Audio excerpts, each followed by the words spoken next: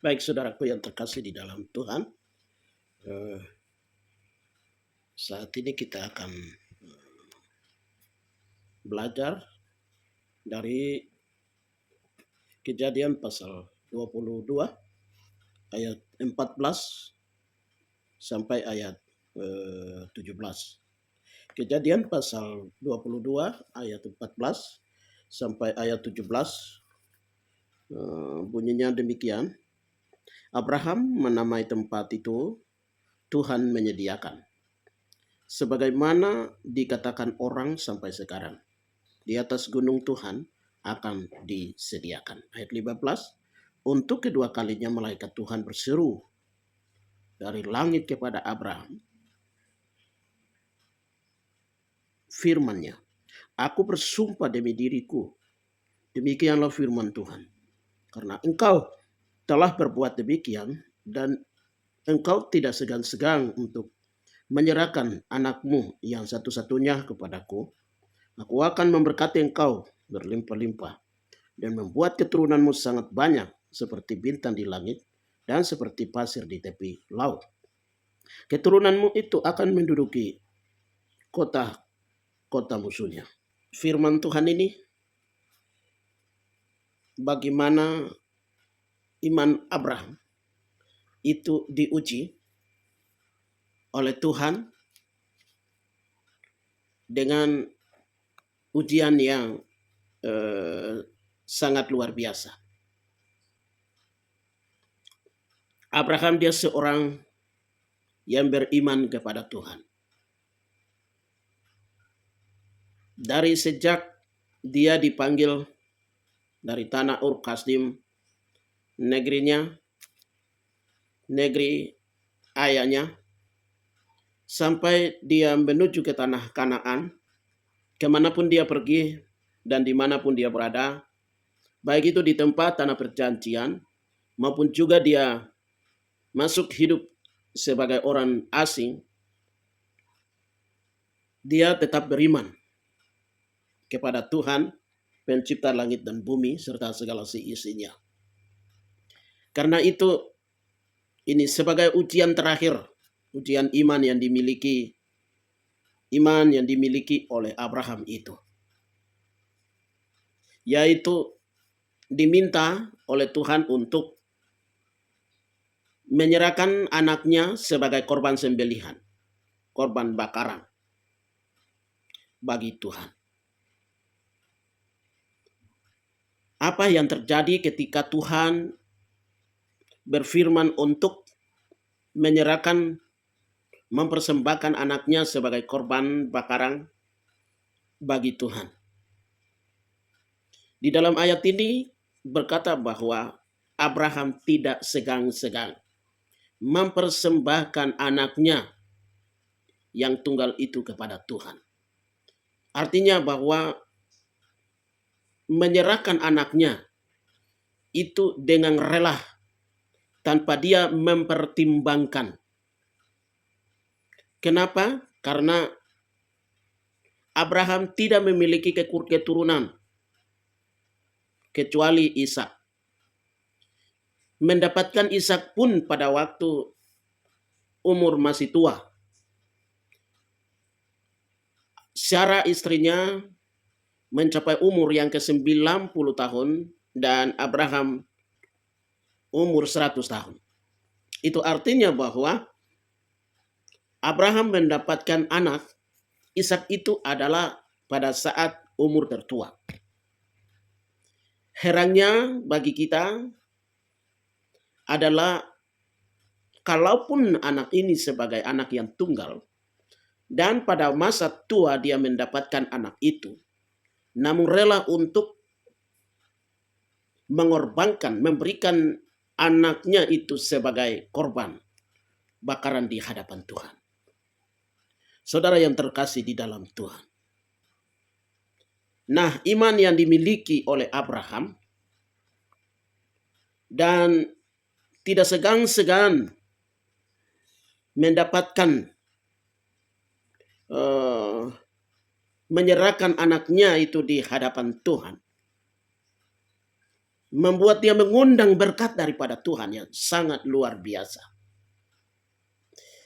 Mungkin yang pertama itu adalah bagaimana Tuhan mau membuat keturunannya itu menjadi keturunan yang sangat besar, menjangkau seluruh dunia, bagaikan bintang-bintang di langit dan pasir di tepi laut. Dan Tuhan membuat Abraham menjadi seorang yang beriman, sahabat iman bagi Allah Bapa di surga. Saudara yang terkasih di dalam Tuhan, perihal firman Tuhan seperti ini, sebagai orang-orang yang beriman, orang-orang yang percaya, sikap apa, seperti apa yang kita perlu memilikinya. Pada kesempatan ini kita akan mempelajari beberapa sikap penting yang kita persiapkan menghadapi ujian iman. Pasti sebagai orang-orang percaya itu ujian selalu datang. Kita paham atau tidak, sadar atau tidak, pasti ujian iman itu akan kita berhadapan. Bagaimana caranya kita memiliki sikap hati mewujudkan apa yang diinginkan Tuhan di dalam kehidupan kita? Hal pertama yang kita miliki itu adalah sikap taat akan firman Tuhan. Menaati firman Tuhan adalah bagian utama yang dimiliki oleh orang-orang yang percaya atau orang-orang beriman untuk menghadapi setiap ujian yang datang di dalam kehidupan kita. Saudara yang terkasih di dalam Tuhan, pasal 22 ayat 2 menjelaskan firman-Nya, ambillah anakmu yang tunggal itu dan yang engkau kasihi, yakni Ishak. Pergilah ke tanah Moria dan persembahkanlah dia di sana sebagai korban bakaran pada salah satu gunung yang akan kukatakan kepadamu. Saudara yang terkasih di dalam Tuhan, ini menunjukkan bagaimana Abraham dia menaati atau tidak. Apakah Abraham memiliki sikap hati yang taat atau tidak? Pada suatu malam, Allah berfirman kepada Abraham, kamu bawa dengan anakmu yang tunggal itu, anak yang kau kasihi itu, dan pergilah ke tanah Moria. Dan dari sana akan kutunjuk gunung yang akan engkau korbankan anak itu. Saudara yang terkasih di dalam Tuhan, Abraham tidak memahami di tempat di mana gunungnya seperti apa, medangnya jauhkah dekat, dia belum tahu tempat itu.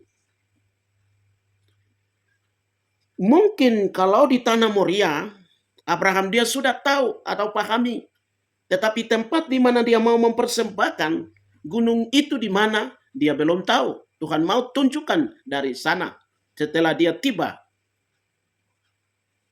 Saudara yang terkasih di dalam Tuhan, kalau Abraham tidak memiliki ketaatan kepada Tuhan, maka gagallah Abraham. Tapi Abraham sangat taat kepada Tuhan, maka ketaatan itu sebagai kunci untuk mengundang berkat daripada Tuhan. Saudara yang terkasih di dalam Tuhan, kunci dari hidup yang mengalami kelimpahan itu adalah hidup yang taat akan perintah Tuhan. Abraham ini seorang yang luar biasa. Dia salah satu tokoh yang mengalami berkat daripada Tuhan. Karena dia melakukan ketaatan akan kebenaran firman Tuhan. Dia taat dan melakukan apa yang Tuhan mau itu. Karena ketaatan Abraham membuat semuanya terjadi sesuai dengan apa yang Tuhan mau. Saudaraku yang terkasih di dalam Tuhan, Mazmur pasal 18 ayat 26-27, setiap ketaatan itu selalu mendatangkan berkat, sebab Tuhan membalas setiap orang sesuai dengan perbuatannya. Ketaatan itu mengundang berkat dari Tuhan. Dan ketaatan kita kepada Tuhan, kita perlu berusaha dengan sungguh-sungguh. Agar di dalam ketaatan tidak ada yang namanya menolak. Di dalam ketaatan itu, kita menjadi orang yang taat di hadapan Tuhan. Dan Tuhan berkenan di dalam kehidupan kita. Hidup ini bagaikan suatu perjalanan, saudara. Seberapa jauhnya kehidupan yang kita akan tempuh. Dan di tengah suasana kehidupannya seperti apa, kita akan berhadapan di sana. Kondisinya, medannya, dan apa yang akan kita perbuat ke depan, itu semua kita belum tahu. Di dalam roda kehidupan kita, untuk menjadi berkat di tengah dunia ini adalah taat. Sifat yang kedua yang dimiliki oleh orang percaya untuk mengundang berkat dari Tuhan adalah punya semangat. Selain ketaatan, orang percaya juga memiliki semangat. Semangat yang pudar. Semangat yang berapi-api. Semangat yang tidak membosankan. Saudara yang dikasihi oleh Tuhan. Kejadian pasal 22 ayat yang ketiga.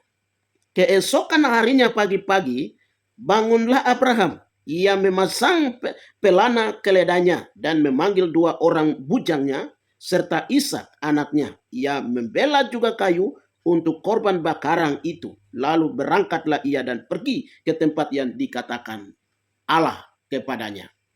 Saudara yang dikasihi oleh Tuhan. Di dalam perjalanan yang begitu jauh, Abraham memiliki semangat. Dan semangatnya itu tidak patah. Tuhan bilang kamu pergi ke tanah Moria. Tapi berapa jauhnya belum pernah dia tempuh. Perjalanannya seperti apa dia belum tahu. Naik turunnya itu seperti apa dia belum memahaminya.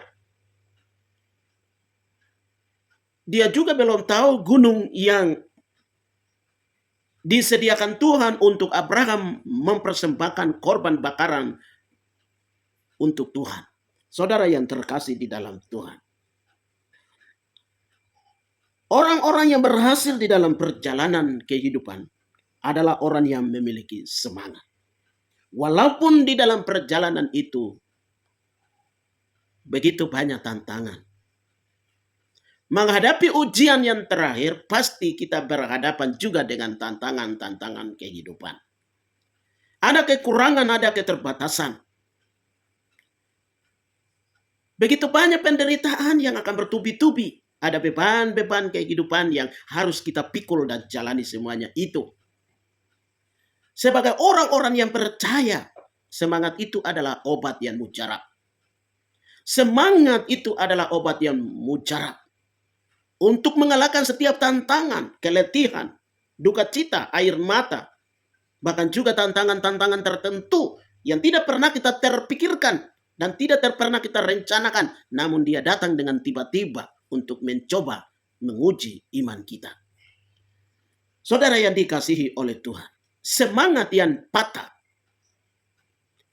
akan mengalami banyak sekali kekalahan. Akan mengalami banyak sekali masalah.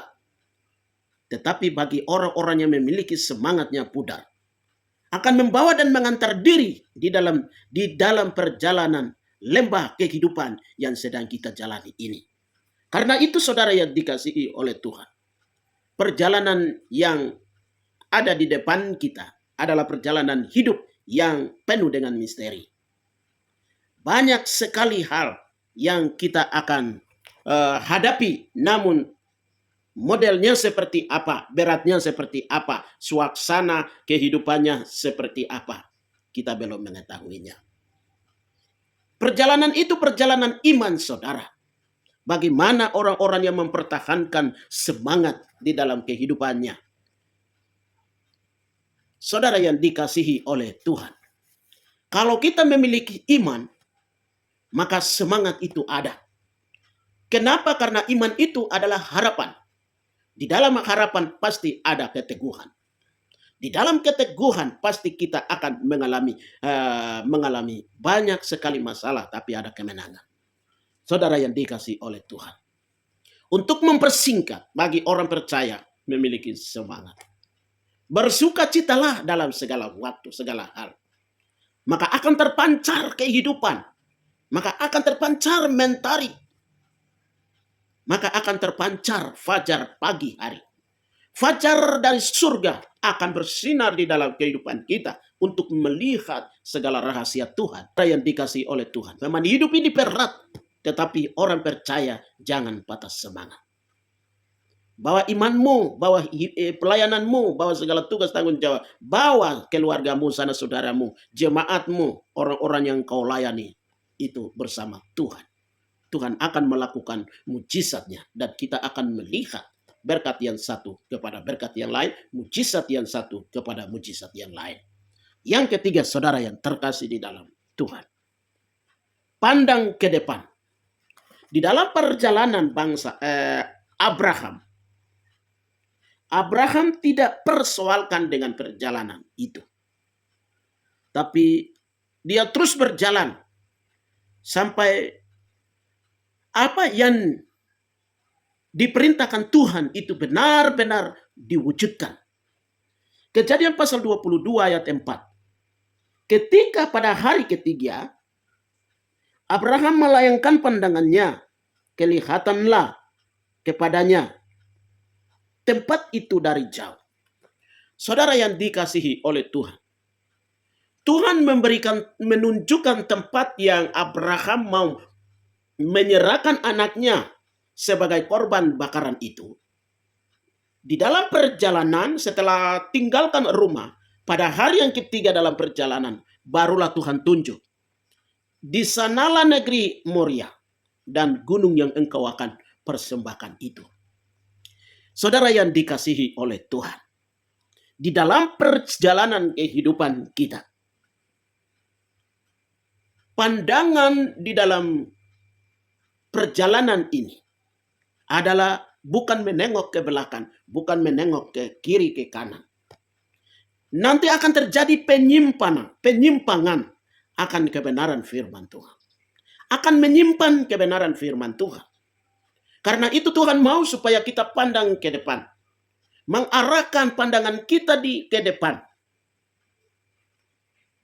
Saudara yang terkasih di dalam Tuhan. Kalau kita menengok ke belakang, ke kiri, ke kanan. Pasti puing-puing masa lalu akan bangkit menyerang, mencoba untuk menyerang. Dan kita akan mengalami ketakutan, kebimbangan. Saudara yang terkasih di dalam Tuhan. Menjadi apa yang di belakang kita. Banyak sekali persoalan yang kita tinggalkan. Kehidupan yang lama kita sudah terbuang, saudara. Saudara yang terkasih di dalam Tuhan. Orang mudah jatuh, kita bisa mudah jatuh. Dengan perbuatan kita masa lalu. Pemikiran kita masa lalu. Dan kebiasaan kehidupan kita yang sudah kita perbaiki. Tuhan mau arahkan hidup kita, perjalanan iman kita ke depan, saudara. Karena yang akan kita persoalkan itu adalah apa yang ada di depan. Yang akan kita berhadapan itu adalah segala sesuatu yang ada di depan kita.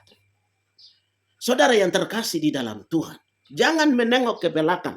Kita mudah akan mengalami ketakutan. Kita mudah akan mengalami kekhawatiran. Kita mudah akan mengalami banyak sekali pengalaman-pengalaman yang pernah kita tinggalkan dan merubah kehidupan kita sebelum kita menerima Yesus Kristus adalah Tuhan dan Juru Selamat pribadi dalam kehidupan kita. Karena itu kita pandang ke depan apa yang ada di depan kita. Sebagaimana Rasul Paulus katakan, aku sudah melupakan apa yang ada di belakangku. Tetapi sekarang aku mengarahkan apa yang ada di depan. Di depan itu ada tanggung jawab. Di depan kita ada banyak sekali pelayanan. Di depan kita ada banyak sekali tugas dan tanggung jawab yang harus kita selesaikan. Setelah semuanya itu kita lakukan, baru di belakangnya yang ada di depan kita Tuhan sudah mempersiapkan berkat untuk kita hidup di tengah dunia ini. Tuhan juga mempersiapkan berkat menuju kekekalan. Saudara yang terkasih di dalam Tuhan, jangan patah semangat. Biarlah rohmu menyala-nyala dan layanilah Tuhan. Ini hal yang ketiga. Hal yang keempat itu adalah setia berdoa. Kesetiaan kita di dalam doa adalah sangat penting. Abraham tidak pernah tinggalkan. Dia tidak pernah lupa berkomunikasi dengan Tuhan di dalam setiap saat. Abraham di dalam doanya itu seolah-olah Tuhan ada di depan wajahnya. Dia berbicara dengan Tuhan. Di waktu malam hari, di waktu siang hari. Doa itu sebagai tongkat bagi Abraham. Mari kita di dalam perjalanan kehidupan kita. Doa yang tak putus-putusnya bagi orang percaya adalah perjalanan tugas nafas hidup dari orang-orang percaya di dalam perjalanan iman kita. Di dalam hati kita perlu kita persiapkan diri untuk merendahkan di hadapan Tuhan, berbicara dan berkomunikasi dengan Tuhan. Di dalam perjalanan kehidupan kita, kita juga membutuhkan kesabaran. Karena perjalanan yang cukup panjang. Pasti banyak sekali kesedihan, banyak sekali tantangan yang akan bertubi-tubi. Datang melalui anak, datang melalui istri, datang melalui suami, datang melalui di dalam pelayanan, datang di dalam apapun tugas dan tanggung jawab yang kita berhadapan. Kejadian 22 ayat 7. Lalu berkatalah Ishak kepada Abraham ayahnya, "Bapa," sahut Abraham, "Ya anakku." Bertanyalah ia, "Di sini sudah ada api, di sini ada kayu, tapi di manakah anak domba untuk kita korban sebagai korban bakaran itu?" Saudara yang terkasih di dalam Tuhan, ada kehidupan yang menjelit, penuh dengan tangisan dan air mata, saudara. Kehidupan yang pelih, kehidupan yang perih, penuh dengan penderitaan, saudara.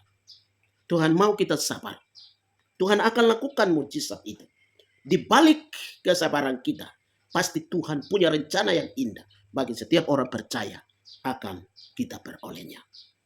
Saudara yang dikasihi oleh Tuhan. Karena itu saudara, terkadang kita untuk menyatakan berkat-Nya kepada kita, Tuhan lebih dahulu menguji iman kita. Tuhan lebih dahulu menguji karakter kita. Mari kita senantiasa beriman kepada Tuhan, tetap beriman kepada Tuhan, dan hidup di dalam ketaatan kepada firman-Nya. Selalu semangat di dalam perjalanan kehidupan kita. Pandang ke depan, karena berkat itu ada di depan. Dan kita selalu setia kepada Tuhan. Mengiringi Tuhan, kapanpun, dimanapun, dan di dalam kondisi apapun. Sabar menghadapi setiap tantangan lepas tantangan. Tapi kita juga jangan lupa untuk berdoa sebagai tongkat utama di dalam liku-liku perjalanan kehidupan kita yang kita tempuh ini. Kiranya berkat firman Tuhan ini memberkati kita sekalian. Shalom.